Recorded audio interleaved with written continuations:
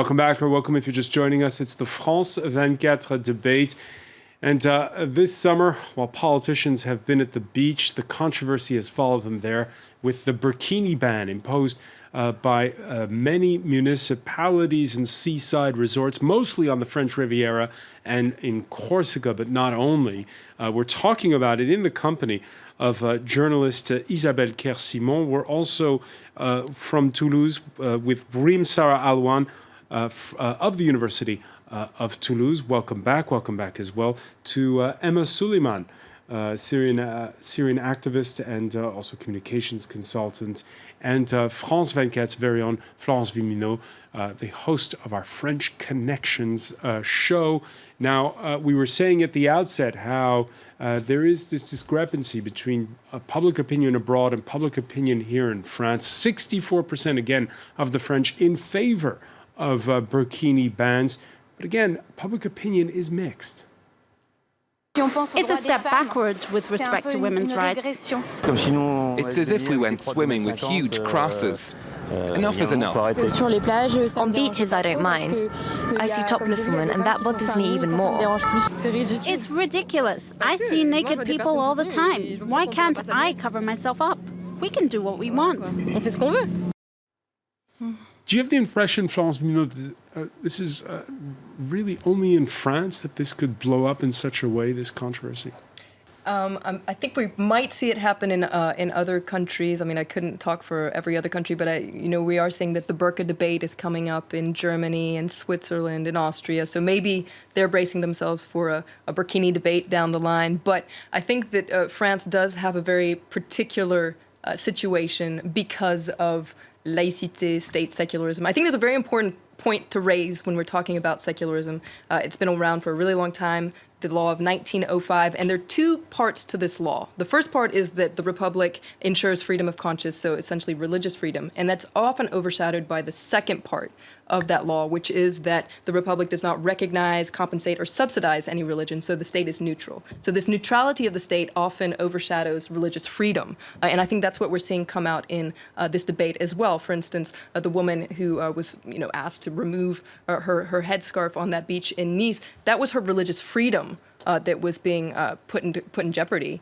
in the name of state secularism. It's in front of the Council of State. We're going to get a ruling on Friday, but here's the confusing bit. It's only regarding the burkini ban in one municipality because the reasons given are not all the same. One of the municipalities saying that the burkini endangers the values of the Republic.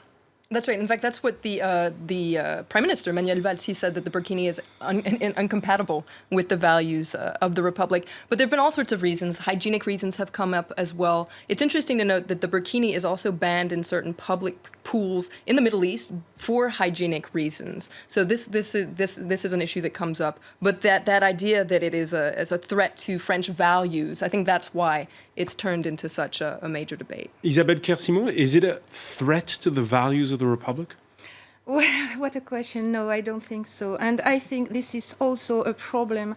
And we cannot say that it's a threat. We cannot think that women are a threat for our republic. They are the victim. What is a threat is the ideologists who make women think that they must be modest and they must be covered, radical, they must be veiled, and they must veil the underage children.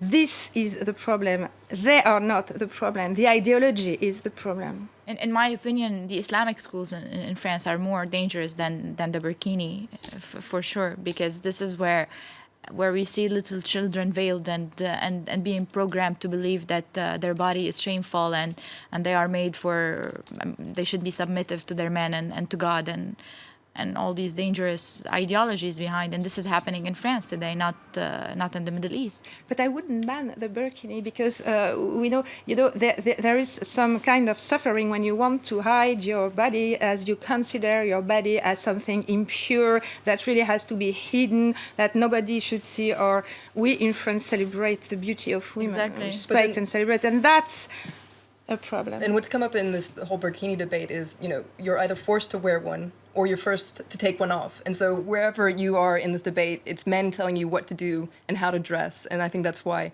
people say, and it's always, even if they're against this, what the burkini symbolizes, they're against banning it, because no woman should be told to wear something or to take something. Well, the most vocal in defending the burkini and the hijab are the men, with campaigns over social media saying my veil is my honor, as if accusing. This is why I'm against the veil, because I consider a veiled woman is an insult to all other women who are unveiled, because she would look at them as indecent, or, I mean, this is how they see it. Okay, you're against the veil, and that is of course, your right. But is it something that we should be legislating about? That's the thing. I think this is the only way to empower women through constitution, through legislation and constitution, and at the same time provide them. It's the government's responsibility and the civil association, provide them with protection, because you cannot enforce a law while their parents would not let them.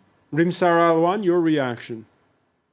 Well, I would argue then, would you want to legislate on the prohibition of topless and also miniskirt, which can be seen as a hypersexualization of women? Nudity is not allowed in public.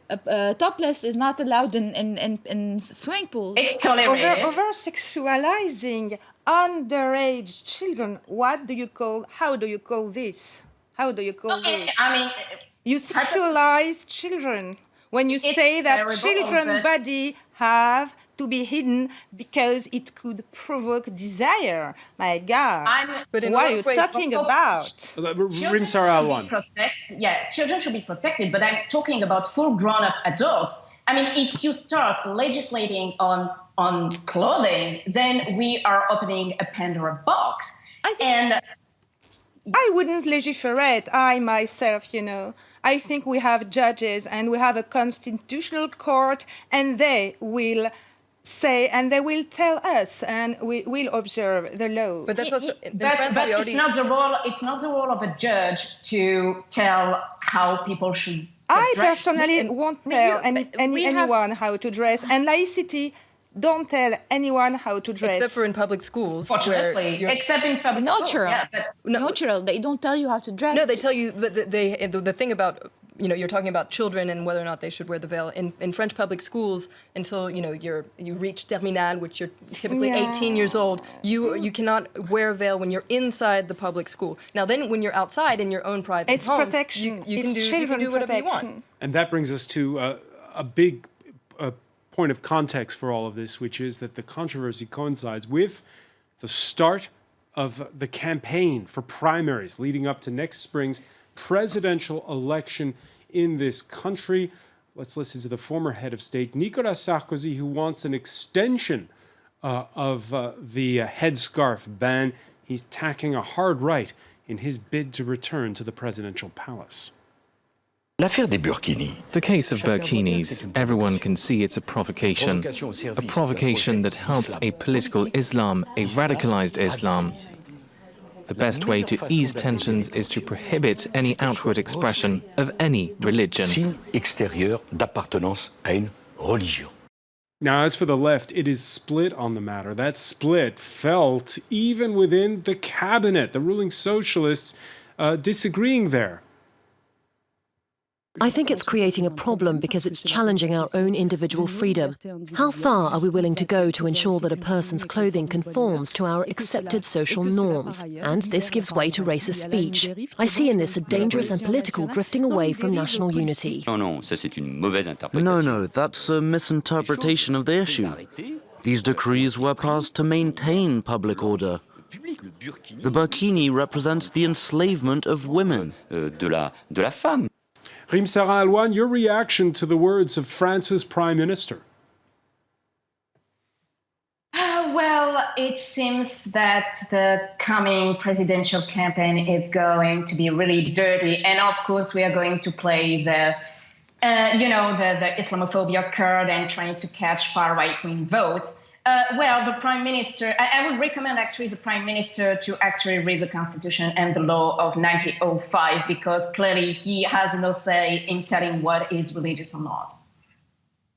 France Bilmino, tell us about this upcoming campaign and we've seen a bit of brinkmanship already when it comes to chasing after the votes of those people who are going to vote for the far-right National Front. Absolutely. I mean, over the past couple of years, we've seen the far right gaining a lot of ground in local elections and regional elections. They've been really making a lot of moves forward that they haven't been able to. And cashing in on this sense of, you were describing earlier, this sort of sense that people's identity, they feel as though they're at a loss right now? I think a lot of it has to do with that. I mean, it's a trend that's been happening over a while. But what's interesting is because of that, you see that the mainstream political parties, so Les Républicains, formerly l'UMP, and the Socialist Party really splintering on the issue. The UMP, the Républicains, they have taken a real step to the right, particularly Nicolas Sarkozy. He's using a language that you could typically hear the far right using. But also you see Manuel Valls, the Prime Minister, he is also talking tough.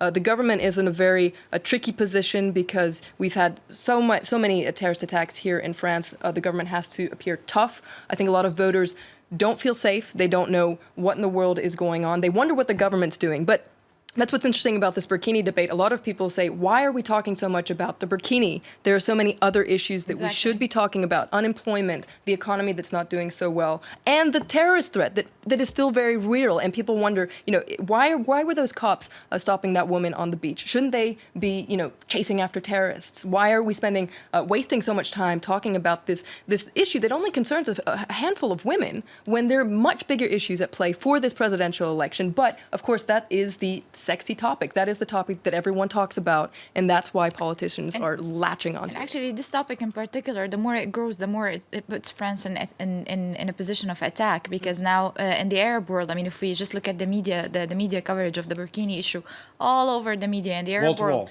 yeah, and everyone is against it. As you said, the public opinion in the Arab world and the Anglo-Saxon world is saying France is an Islamophobic country, which is the propaganda of ISIS, which would polarize more the society, yes, and would put us more in a position of a threat. Yes, absolutely. It's the position of ISIS against France, and it's also the position of the militants of Islamophobia, just as that young woman telling us that, yes, France, that state that hates Muslims, hates Islam, that doesn't want us to appear in the public debate or in the streets. It has made a wonderful publicity to Islamists in France, ideologically and military elsewhere. There is something that the media, international media, doesn't say. As your guest said, there are about 6 million Muslims in France, more than any other country, or almost more than any other country in Europe. Well, we think there are 6 million because it's against the law to do actual racial and religious profiling. Coming from Muslim countries, and they're happy in France. They ran away from their country of origin for a better living, and they're well integrated. And this is something the media doesn't say. Here, the issue is really about a minority of a minority. Rimsara Alwan, your thoughts on that, and your thoughts also on seeing this public dispute between, on the same day, comments from two members of the same cabinet who disagree with one another. I think, you know what, it goes without comment. It shows that the situation is quite tricky and that we are facing a political crisis as well, especially the left wing. But here again, I want you all to read the Constitution. We are a liberal democracy. We are not Saudi Arabia, Syria, or Iran. For me, to guarantee freedom of religion, freedom of thought, whether you believe or not, that's not the point. Make you a stronger nation. And also, I would add one point regarding a certain category of stigmatized people who have been, put into the margin of society. The state is responsible. So my advice to the government, indeed, work on more serious issues such as the economy, which is terribly bad, and how to bring back your French citizens who are fully integrated. And I have a question for you. How many terrorists have you seen in Burkini? Another issue as well, the Qatari financing of Muslim mosques in France. And this is something that has been brought up independently. The foreign financing of Muslims. London's first Muslim mayor has weighed into this conversation. Sadiq Khan happened to be in the French capital this Thursday. He was welcomed by his Paris counterpart.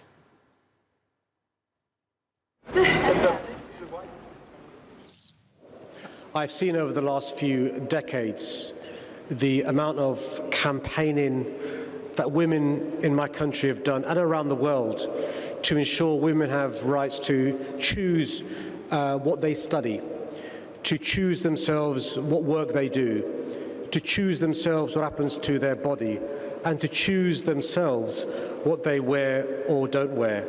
And I don't think anybody should tell women what they wear or what they shouldn't wear.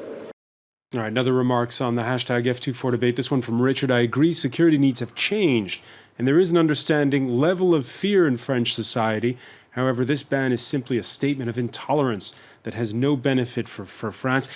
We hear Sadiq Khan speak. We see, all right, Britain doesn't have the same concept as France, but we see the rise of UKIP in the UK. We saw, actually, its leader, Nigel Farage, was in Jackson, Mississippi on Wednesday alongside Donald Trump. This kind of polarization between us and them, between the Christian, so-called Judeo-Christian world and the Muslim world, it's rising in not just in France. That's right. The idea of the clash of civilizations that we've heard so much about. Now, I think it's interesting to note that is, in fact, exactly what groups like the Islamic State want. Is they want this kind of clash of civilizations. They're rubbing their hands when they see what's happening on the beaches in France. But I think that the reason that there is that as you said, that lack of understanding between the us and the them is because there needs to be a debate in France about, French identity, what it means to be French. Exactly. And to have a real debate where everyone participates in the debate and you don't just have a couple of people saying... And where Muslims feel welcomed in the country. Exactly. And part of the French identity, not isolated from it. Exactly, not trying to fit everyone into kind of a cookie-cutter version of what it means to be French. We have to have a broader sense of what French identity is, and that's going to be uncomfortable for a lot of people because a lot of people don't want it to change. Isabelle Kersimon, right after the Paris attacks of January 2015, this was exactly the call that was made. We need to have a sit down to talk about what it means to be French and everything. That conversation hasn't really happened, has it? First, we shouldn't forget, I think, then that the big majority of French people are not Catholic but atheist. Yes. And or lapsed Catholics and lapsed Muslims. You never have a debate with atheists or agnostical people. Where are they? That minority is suffering because she never can express, And we talk about laicity in ways that are really not the good ones, as you nous avez rappelé. I told you the articles of the law. Yes, the terms of the law, which is very important. But atheism, but agnosticism, is not laicity. It's something very different. But people who don't believe in God, who don't believe that women must be veiled to be respectable, to be respected, and to be pure, they also have the right to express. No, but these people and there is no clash, are the most repressed today. And there is a majority, and there is no clash of civilization because many Muslim people don't know who Islamist propaganda is, and strictly don't want Islamist propaganda to interfere into the public political debate. Rimsara Alwan, you agree? I would just say something about the laicity. The laicity also protects people who do not believe in God. I mean, that's actually the point, to have a belief or not, that freedom of conscience, freedom of religion, etc. Here again, I insist, state neutrality. As for the debate, I agree, we need to have a broader debate. And maybe the only positive thing about the whole Burkini debacle is that maybe it opened a window to a debate. Now, the debate has to be honest and bring everybody on the table, regardless your faith, religion, or lack of faith or religion, men, women, etc. And this is the government is responsible. All right, bets are open whether or not this debate in the run-up to a presidential election can be open and honest. I want to thank you, Rim Sarah, for joining us from Toulouse. I also want to thank Emma Suleiman, Isabelle Kersimon, Florence Villemino. Stay with us, please, though. Our Media Watch segment is next. Yay.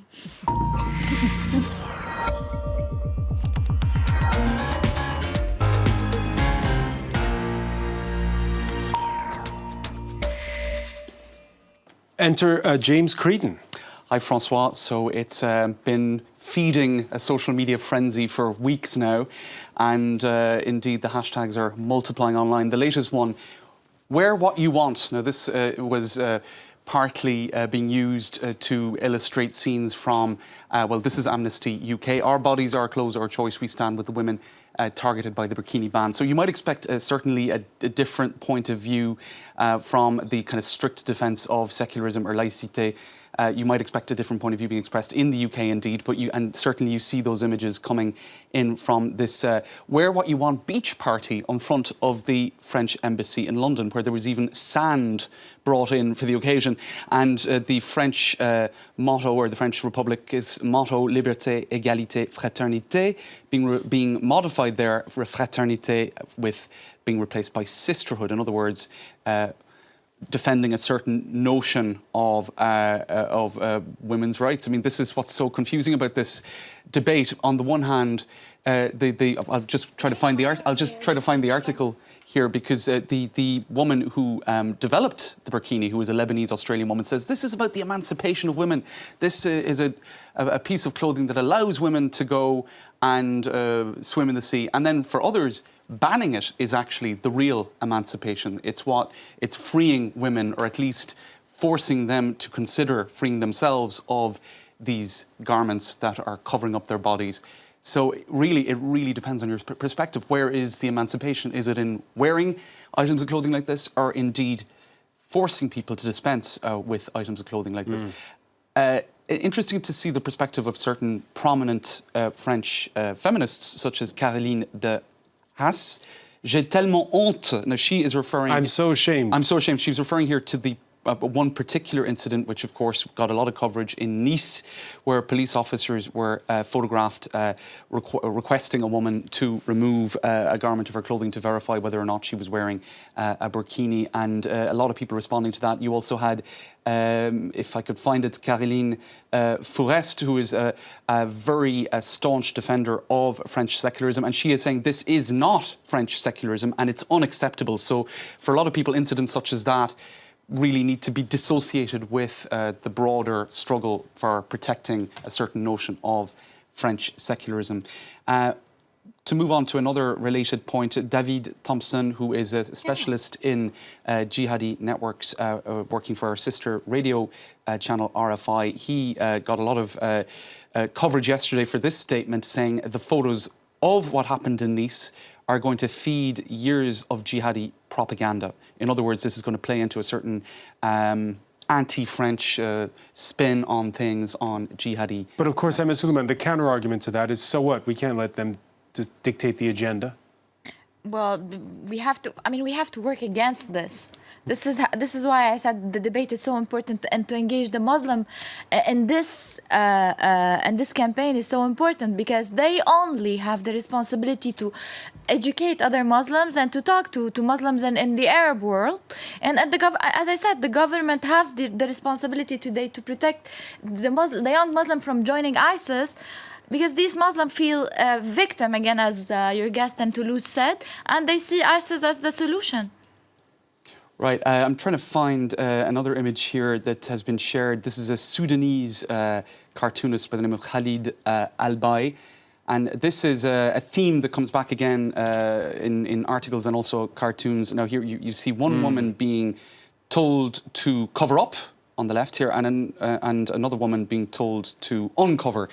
And I think that's an interesting point of view, because a lot of people feel that regardless of what one is being told to wear or not wear, you're being, in some ways, ordered to behave in a certain way or wear clothing in a certain way, which comes back Florence, to on that point, tolerance. France, known, of course, as the land of topless beaches. Absolutely. What's the trend on that score? We were talking about this earlier, François. See that you're quite interested. Well, it's interesting because if back in the '60s, France was known for you go on French beaches and the women are topless. The trend has changed a little bit over time. Le Parisien a couple years ago had a very interesting article about this, how being topless is actually going out of fashion. Yeah. I think it also depends on your age group. I know that, for instance, women my age are just discovering going topless. I mean, or just maybe finally letting themselves go topless on the beaches, but you'll rarely see teenagers or 20-somethings do it as much as they used to in the past. Just to pick up on that, this is something I've seen on, I've actually seen it around Paris. It's an exhibition in the centre of Paris on the bikini. And I think the timing of 70 this years exhibition, old. 7 years old, indeed it shows the extent to which I suppose women's liberation, etc., is very bound up, certainly in the French cultural mindset, with clothing and being able to shed your clothing. And what's great, sorry, can I just add one Sure. thing? What's great about this exhibit, it's a great exhibit, and it's on until August 30th, so hurry up if you want to go see it. Yeah, and go see it. There's some great images of women, with being forced to take their bikinis off or cover themselves up. You see cops with tape measures being, saying you're showing too much leg, etc. So it shows how, things have changed in the last 70 years, but maybe they haven't actually. Right, and I think maybe what people overseas don't understand so much is France is really attached in its cultural identity to this sense that, you can take your clothing off and, it's bound up with French national identity, I think, in a way that's difficult to get overseas. Which way the pendulum swings next is something we'll continue to follow. What we do know is the clock is ticking. I want to thank our panel once again. Thank you for joining us here in the France 24 debate.